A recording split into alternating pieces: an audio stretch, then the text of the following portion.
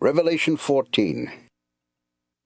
I looked and saw the Lamb standing on Mount Zion. With him were 144,000 who had his name and his Father's name written on their foreheads. Then I heard a sound from heaven that was like a roaring flood or loud thunder, or even like the music of harps. And a new song was being sung in front of God's throne and in front of the 4 living creatures and the elders. No one could learn that song except the 144,000 who had been rescued from the earth. All of these are pure virgins, and they follow the Lamb wherever he leads. They have been rescued to be presented to God and the Lamb as the most precious people on earth. They never tell lies, and they are innocent. I saw another angel.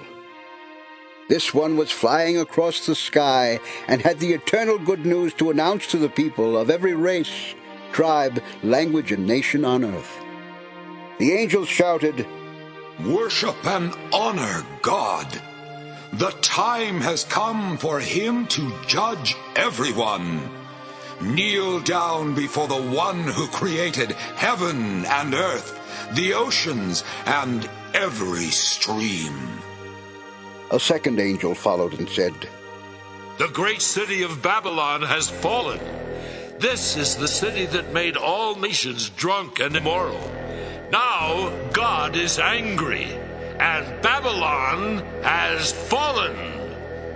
Finally, a third angel came and shouted, "Here is what will happen if you worship the beast and the idol and have the mark of the beast on your hand or forehead. You will have to drink the wine that God gives to everyone who makes him angry. You will feel his mighty anger, and you will be tortured with fire and burning sulfur while the holy angels and the Lamb look on. If you worship the beast and the idol and accept the mark of its name, you will be tortured day and night. The smoke from your torture will go up forever and ever, and you will never be able to rest." God's people must learn to endure.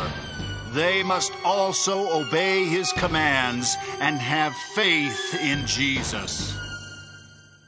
Then I heard a voice from heaven say, "Put this in writing. From now on, the Lord will bless everyone who has faith in him when they die." The Spirit answered, "Yes, they will rest from their hard work, and they will be rewarded for what they have done."